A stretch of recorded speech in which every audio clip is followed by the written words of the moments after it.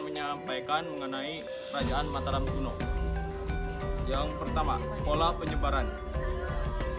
Pola penyebaran Kerajaan Mataram dimulai di Jawa Tengah sekitar Magelang, Yogyakarta, Dieng. Dengan pusat di bumi Mataram, kemudian pindah ke Jawa Timur pada abad ke-10 karena letusan Merapi, ancaman Sriwijaya, serta penggeseran jalur ekonomi laut. Penyebaran pengaruh meluas ke Sumatera, Sriwijaya, Thailand, Kamboja, Bali, hingga Filipina, menunjukkan pengaruh budaya dan agama Hindu Buddha yang kuat melalui candi-candi megah seperti Borobudur dan Prambanan. Selanjutnya tuh masuknya Kerajaan Mataram kuno berdiri sekitar abad ke-8 Masehi di sekitar Jawa Tengah, dikenal sebagai bumi Mataram. Pendiri berdasarkan prestasi tanggal, tokoh pertama yang disebut sebagai penguasa adalah Raja Sana. Setelah wafat, dia digantikan oleh keponakannya Raja Sanjaya, putra Sanara, saudara perempuan Sana. Awal pemerintahan, Sanjaya berhasil mempersatukan wilayah-wilayah kecil dan membangun stabilitas politik. Ia adalah penganut Hindu Siwa yang taat, namun nantinya muncul dinasti Sarendra yang menganut Buddha Mahayana hingga Mataram kuno. Dikenal memiliki toleransi beragama yang tinggi. Sumber bukti keberadaan Mataram kuno sangat kaya, baik berupa tulisan maupun bangunan monumental. Prasasti Canggal 732 Masehi ditulis dalam bahasa Sanskerta dan huruf Pallawa, isinya menceritakan pendirian sebuah lingga, lambang dewa Siwa. Bukti Sri Rarangga oleh Raja Sanjaya. Prasasti Mantiasi 907 Masehi dikeluarkan oleh Raja Dia Balitung. Prasasti ini sangat penting karena memuat daftar silsilah Raja Mataram kuno sebelum Balitung mulai dari Sanjaya. Prasasti Kaalasan 778 Masehi menceritakan pembangunan suci Dewi Tara dan sebuah biara untuk pendeta oleh Wangsaya Sarendra. Candi Borobudur dan Candi Banana, dua monumen raksasa ini adalah sumber primer fisik yang menunjukkan kemajuan teknologi, seni, dan struktur sosial masyarakat saat itu. Perkembangan Mataram kuno dipimpin oleh banyak raja dari dua dinasti Sanjaya dan Sarendra. Beberapa yang paling menonjol adalah Raja Sanjaya, pendiri bangsa Sanjaya dan peletak dasar kekuasaan. Sri Maharaja, pakai penangkaran penguasa setelah Sanjaya mulai mendukung pembangunan candi-candi Buddha. Pakai Pikatan, raja yang berhasil menyatukan kembali bangsa Sanjaya dan Sarendra melalui pernikahan politik dengan Pramodawardhani. Dia Balitung, raja yang membawa stabilitas besar dan meninggalkan catatan sejarah silsilah raja sebelumnya. Empu Sindok, raja yang akhirnya memindahkan pusat kerajaan ke Jawa Timur.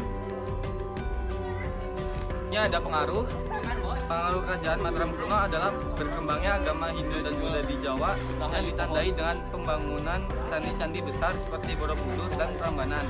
Kemajuan kebudayaan berupa seni bangunan relief serta sastra Jawa kuno. Terbentuknya sistem pemerintahan kerajaan dengan raja sebagai pemimpin tertinggi yang dianggap wakil dewa kehidupan sosial masyarakat yang teratur dengan pengaruh pembagian golongan serta kemajuan ekonomi terutama di bidang pertanian melalui sistem irigasi dan perdagangan. Selanjutnya ada kemunduran kerajaan Mataram kuno disebabkan oleh perpindahan pusat kerajaan dari Jawa Tengah ke Jawa Timur yang dipengaruhi oleh bencana alam seperti letusan Gunung Merapi, lemahnya kekuasaan raja akibat konflik internal, serta tekanan dari luar sehingga pemerintah dan perekonomian kerajaan menjadi tidak stabil dan akhirnya Mataram kuno mengalami kemunduran. Selanjutnya yaitu perpecahan. Kerajaan Mataram kuno satu, persaingan dinasti. Terjadi pertentangan antara dua dinasti besar yaitu dinasti Sanjaya Hindu dan dinasti Shailendra Buddha. Persaingan kekuasaan ini menimbulkan konflik internal yang melemahkan kerajaan. 2. Yaitu campur tangan asing. Kerajaan Mataram kuno pernah diserang oleh kerajaan Sriwijaya yang ingin menguasai jalur perdagangan. Serangan ini memperlemah kekuatan militer dan ekonomi Mataram.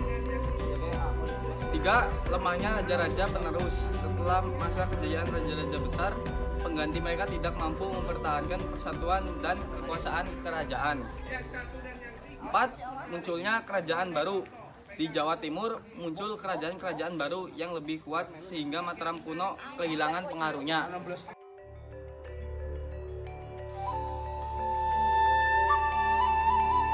Selanjutnya kami akan menjelaskan kerajaan berikutnya, yaitu adalah Kerajaan Medang. Pola penyebarannya. Penyebaran Kerajaan Medang Mataram kuno dimulai dari Jawa Tengah, sekitar Kedu, Magelang, Yogyakarta. Lalu pindah ke Jawa Timur, pusatnya di sekitar Sungai Berantas seperti di Jombang atau Nganjuk. Karena letusan Gunung Merapi dan dengan kekuasaan meluas hingga Malang Selatan, Surabaya Utara, Pasuruan Timur, dan Nganjuk Barat, serta tempat penaklukan Bali menunjukkan pengaruh maritim dan agraris yang luas di Nusantara. Selanjutnya itu masuknya Kerajaan Medang berkembang sekitar abad ke-10 Masehi, merupakan kelanjutan Kerajaan Medang di Jawa Tengah yang berpindah ke Jawa Timur. Perpindahan terjadi karena bencana alam, yaitu letusan Gunung Merapi, faktor keamanan politik, pengaruh Hindu-Buddha melalui perdagangan, pendeta dari India, dibuktikan dengan penggunaan bahasa Sanskerta dan aksara Jawa kuno. Selanjutnya itu sumber. Asal sumbernya itu sumber sejarah Kerajaan Medang berasal dari prasasti seperti prasasti Guncangan, prasasti Kalkuta, kitab negara Kertagama, dan berita asing. Selanjutnya itu perkembangan.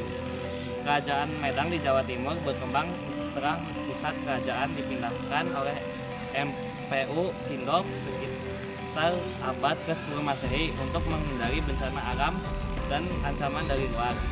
Di bawah dinasti Isyana, Medang mengalami perkembangan dalam politik, ekonomi, dan budaya.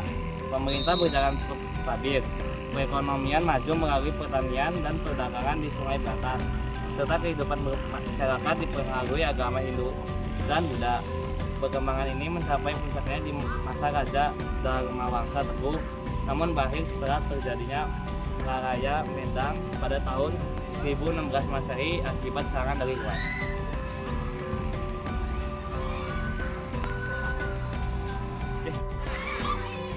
Selanjutnya ada pengaruh. Yang pertama, dalam bidang politik, pemerintah kerajaan semakin teratur dan raja berperan sebagai pemimpin tertinggi. Yang kedua, ada bidang ekonomi, pertanian berkembang dan perdagangan antar daerah. Lalu yang ketiga, itu ada bidang sosial, yaitu kehidupan masyarakat teratur dan adanya pembagian golongan sosial. Lalu yang keempat, bidang pendidikan, yaitu berkembang ajaran Hindu-Buddha dan kegiatan belajar dilakukan di lingkungan istana dan keagamaan. Lalu yang berikutnya ada dalam bidang budaya, berkembangnya sastra Jawa kuno dan pengaruh Hindu-Buddha semakin kuat. Berikutnya ada kemunduran. Kerajaan Medang runtuh sekitar tahun 1016 Masehi disebabkan oleh serangan Raja Murawari, konflik politik. Setelah runtuh, wilayah Medang berkembang menjadi kerajaan Kahuripan. Lalu ada juga perpecahan.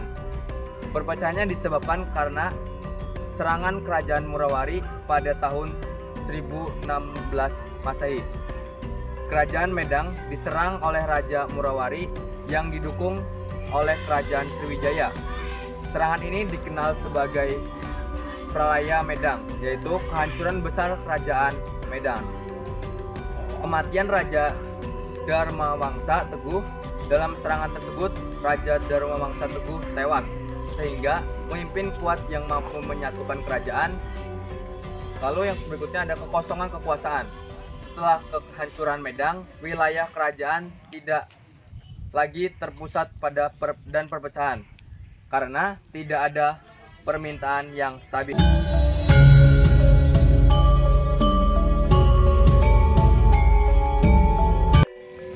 selanjutnya ada Kerajaan Kediri yang akan saya jelaskan. Yang pertama, awal masa Kerajaan Kediri mulai berdiri pada tahun 1042 Masehi. Setelah Raja Airlangga membagi Kerajaan Kehirupan menjadi dua, yaitu Jenggala dan Panjalu atau Kediri. Kediri diberikan kepada putranya Sri Samarinwijaya dengan ibu kota di Daha. Sejak saat itu Kediri berkembang menjadi kerajaan besar di Jawa Timur. Yang kedua, sumber primer. 1. Prasasti Sirah Ketim pada tahun 1104 Masehi dikeluarkan pada masa Sri Jayawarsa, berisi tentang penetapan daerah perdikan dan kehidupan masyarakat Kediri. 2. Prasasti Panimbangan pada tahun 1120 Masehi menjelaskan kegiatan keagamaan dan struktur pemerintahan pada masa Kediri. 3. Prasasti Ngantang pada tahun 1135 Masehi dikeluarkan oleh Raja Jayabaya, berisi pemberian anugerah kepada desa Ngantang karena setia kepada raja.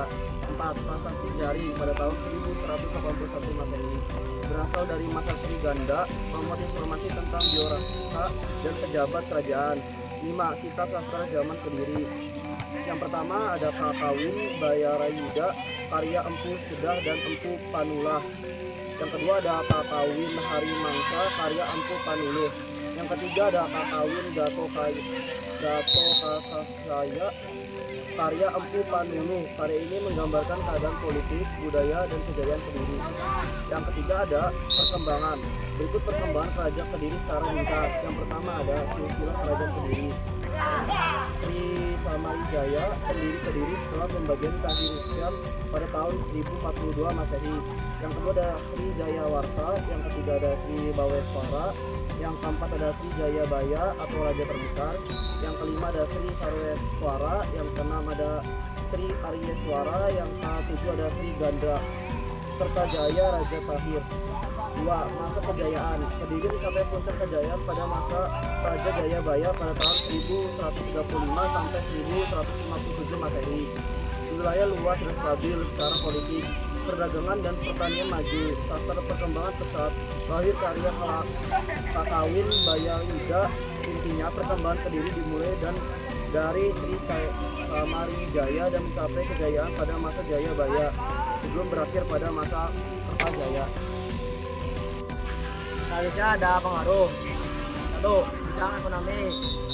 Perkembangan sebagai kerajaan agraris dan maritim. Yang kedua, pertanian maju di lembah sungai berantas. 3. Perdagangan ramai dengan wilayah Nusantara dan luar negeri. Yang kedua, ada bidang pendidikan.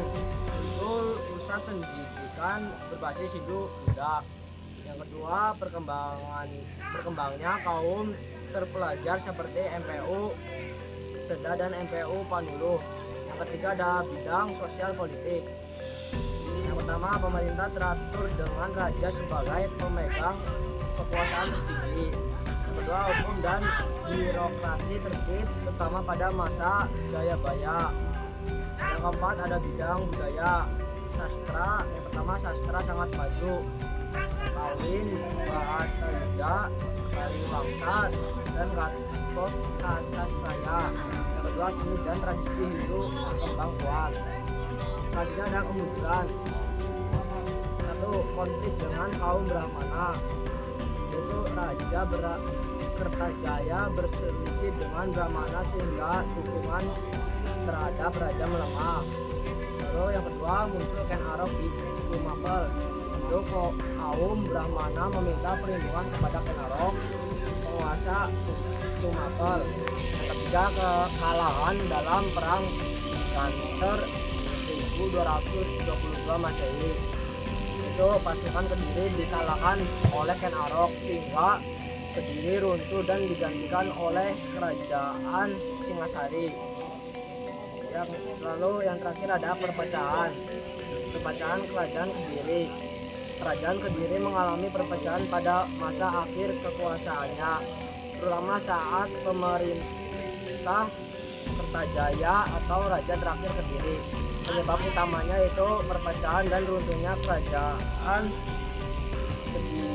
Kediri adalah konflik Brahmana yang dilakukan oleh Brahmana. Lalu ada penyebab perpecahannya, keterangan dan Brahmana. Lalu Raja Kertajaya berselisih dengan kaum Brahmana karena dianggap bersikap sewenang-wenang dan ingin mengurangi peran kaum Brahmana dalam pemerintah. Lalu dukungan Brahmana kepada Ken Arok. Karena merasa tertekan, kaum Brahmana meminta perlindungan kepada Ken Arok. Penguasa Tumpel perang Kancar 1222 Masehi. Lalu yang terakhir terjadi perang antara kerajaan Kediri dan Tumpel. Dalam perang ini Kediri kalah sehingga kekuasaannya berakhir.